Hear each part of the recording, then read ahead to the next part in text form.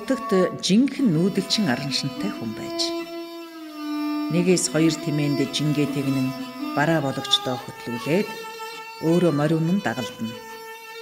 Нэг удаа ингэж явахдаа даргингийн алтан овоог төдийл анзаарсангүй. Гэтэл самсаа хүрэн гэдэг тимээн гинт туйлаад ачаа барааг талаар нэг цацчихжээ. Түүний хамж цуглуулах гэж өдрийн ажил болж гин. Уг нь самсаа хүрэн даанч итгэлтэй номхон тимээ байж.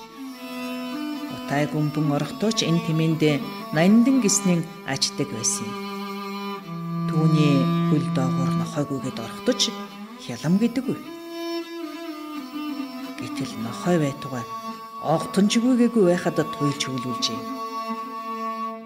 Хутагт сэрэмжтэй хүн тул энэ явдал алтан овоог стоосноос боллоо гэд дахил өргөж дараах магтаалыг хийлжээ.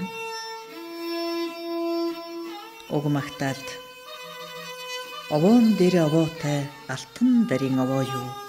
Урдхан талдан сүмтэй сүм суурган сүндрэлсэн сүрэг малн дэлгэрсэн буман нарны гэрэлд будмал алтан ганжиртай 100-аас ирсэн сунтагтай 6-аас ирсэн бүнлүүтэй босоо дөрвөн шав нартай нарийн саарал хүлэгтэй нармайнаас нь харахад нарны гэрэл туяарсан тавг дүүрэн туурайндаан сэтэр сайхан сэрвэндэн сэргэлэн цовоочихэндэн хийсч яваана сүүлэндээ хишиг буйнаан далалсан баруухан дороо аршаантай баян дуутал нэртэй түүнээс жаахан баруун тийш наадах цаадхыг ялгадаг наманчлан залбирмаар нарт гурван овоотой түүнээс жаахан хойшилбол багшран төөнрөн харагддаг багал ихсд зугаатай бахтай сайхан овоо юм аа гэж бахтан